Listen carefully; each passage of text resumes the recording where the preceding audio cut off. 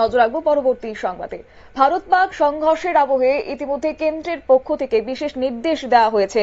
তিন বাহিনীর জন্য এই বিশেষ নির্দেশনামা থাকছে এবং যৌথ কমান্ডের মাধ্যমে পরিচালিত হবে ভারতের তিন বাহিনী। স্থল, জল এবং আকাশ বাহিনীর জন্য এই বিশেষ সিদ্ধান্ত নিয়েছে কেন্দ্র।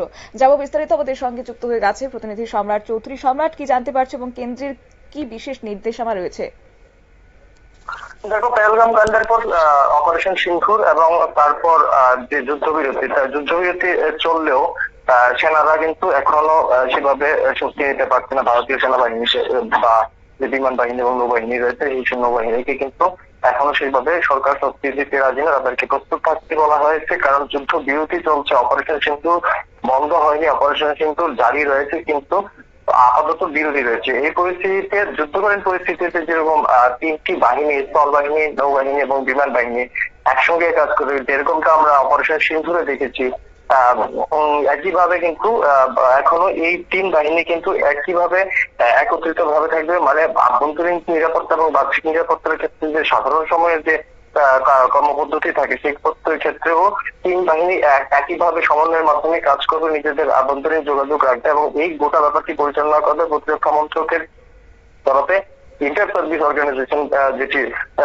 রয়েছে, তার মাধ্যমে হবে 2023 সালে এই আইনটি সংসদ থেকে পাস করে তিন বাহিনীকে যৌথভাবে কাজ করার জন্য এই ইন্টার সার্ভিস অর্গানাইজেশন গঠন করা হয়েছে, যার অধীনে যার যে শীর্ষ আধিকারিক রয়েছেন তার অধীনে কিন্তু এখন সশস্ত্র বাহিনীর তিনটি বাহিনী কিন্তু তার অধীনে কাজ করবে।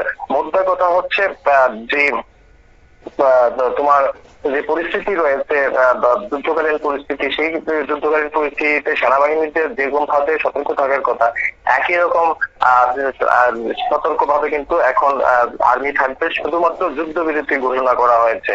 বারবার বিষয়টি আমি উল্লেখ করার পেছনে এই কারণ হচ্ছে, কারণ একটি নির্দিষ্ট আলোচনার মাধ্যমে যুদ্ধবিরতি ঘোষণা করা হয়েছে, কিন্তু দুই পক্ষের এই যে বিবাদ, পেহেলগাম কাণ্ড, মানে পাকিস্তানকে ভর করে সন্ত্রাসবাদীদের এই ভারতের উপর এই ধরনের হামলা এবং তার বদলে অপারেশন সিন্দুর, যে জায়গায় অপারেশন সিন্দুর কিন্তু এখনো বন্ধ হয়নি, কারণ পেহেলগাম হামলার কাণ্ডের যে চার অভিযুক্তের নাম এবং ছবি কেন্দ্র সরকারের তরফে প্রকাশ করা হয়েছে তদন্তের পর, তাদের কিন্তু এখনো যৌথ বাহিনী, সেনাবাহিনী এবং জম্মু কাশ্মীর পুলিশ কিন্তু এখনো গ্রেফতার করতে সক্ষম হয়নি। তারা কিন্তু এখনো পলাতক রয়েছে, যদিও অন্যান্য জঙ্গিদের বিরুদ্ধে ধরপাকড় চলছে।